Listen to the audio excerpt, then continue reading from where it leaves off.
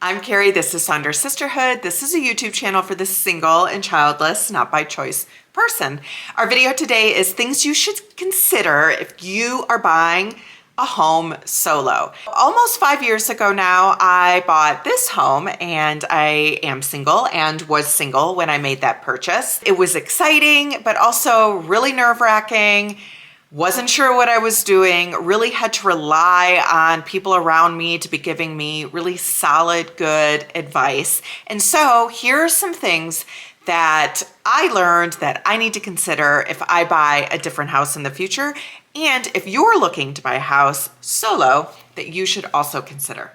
The first one is consider how much outdoor work you want to do. What I mean by this is when I first started looking for a home, I was like, I want a nice backyard. I want a nice deck to be able to sit out on and do all of those things.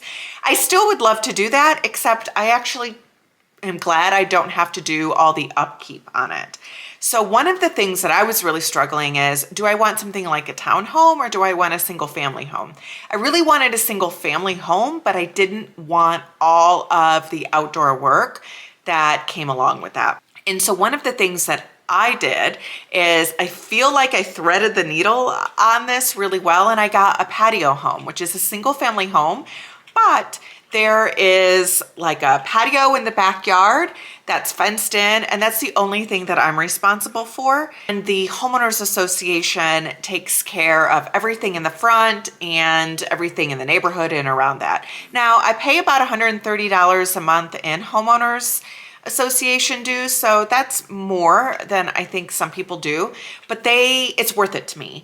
Because again, I get that time back, and if I were in a neighborhood or in a home that I had to do all the upkeep around, I would probably end up paying more in someone to mow the lawn or water the grass or cut down the branch that's, leaning over into the yard, things like that.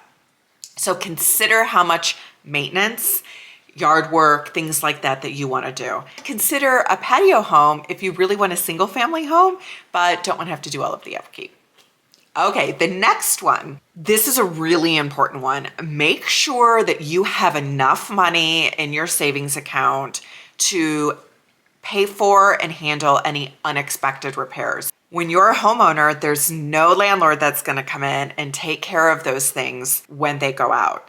So your heating goes out, your air conditioning goes out, all of that is on you. Make sure that you have some reserves in a savings account that you then can deploy and use when these unexpected things come up. Otherwise, the financial stress gets real deep really quickly. I also find as a homeowner that there's really never nothing that isn't on my radar that I need to probably be saving for right now. I know my HVAC is gonna go out. When I first bought this home 5 years ago, the person that did the home inspection, I went around with him as he was doing it, and he made a point to tell me, your HVAC is either gonna last for a few more years or it's gonna go out any day. We don't know. So I have been kind of squirreling money away, knowing that that's gonna go out at any time. The roof is something that I know I'm probably gonna need to get replaced in the next 5 years or so as well. So there's never something it's never smooth sailing in terms of, oh, everything is in tip-top shape and I don't have to think about it again. So it's really important that you save money. The next one, particularly for us single people, is YouTube is your friend when it comes to fixing things. It's definitely much easier just to call a handyman out to come fix all of those things, and they can be pretty pricey and expensive. So one of the things to think about is, what can I fix by myself? Have a toolbox in your house so then you can use it whenever you need. It's just like that first aid kit that we have for ourselves. We need one for our house as well. If you're not sure how to do something, just YouTube it. There are a ton of people out there making videos on how to fix some of those basic, normal things that come up. All right, the next one is, do not buy the maximum of what you think you can afford. Particularly if you're getting pre-approved, they are always going to pre-approve you for more than really what makes sense. Really consider what you can afford identify that before you go looking and stick with it. We all say how rent always goes up and mortgage always stays the same. So it's really predictable. In fact, it's one of the benefits of buying a home. And while the mortgage may stay the same, other things can change to make your mortgage payment fluctuate. For example, your property taxes will change. One of the things that I'm dealing with here in Colorado is your homeowner's insurance can change. In fact, ours here in Colorado, because of all the fires and the hail, has really skyrocketed. Colorado is one of the more expensive states around this. In fact, the amount that my monthly payment has gone up because property taxes and my homeowner's insurance has increased is about $400 since when I bought the house almost 5 years ago. These things can affect the price that you're paying every month. That's probably still better than paying rent and how much rent is appreciated. And I have the ability to go shop my homeowner's insurance rate, which I am going to do because this most recent increase was bananas. The fact that I bought under what I could afford has been what has given me the room to be able to weather and manage these increase in my monthly payment. When you're getting your home inspection done, make sure they show you where the water shutoff valve is. Mine is in my crawl space, which I hate it. I hate the fact that it's there because I don't want to go down into the crawl space. If I'm having a major water event, it freaks me out that I have to go down into the crawl space. I think if I ever have extra money one day, I'm gonna see about getting it moved to be somewhere different. And a water emergency is a big time problemo. So I'm sure I'll haul my ass down there if I need to, if something like that ever comes up.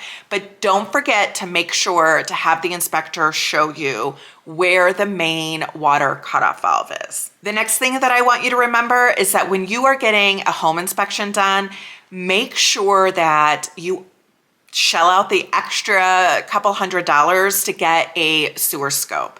What this does is people who will come in and then scope out the sewer system, and it'll tell you if you have any what they call a belly, where there's some standing water, sewage in there as well. The reason why that's really important is because it's expensive to fix and you have to fix it. Because you have to fix it, and because you'll need to fix it ASAP if there's ever symptoms related to the fact that you have a belly in your sewer line, you want to make sure that that's identified prior to you buying the house. That's one of the things that I'm really thankful that my realtor did. She knew that in this area, sewer bellies weren't uncommon, and so she made sure that I had a sewer scope. Lo and behold, they found one.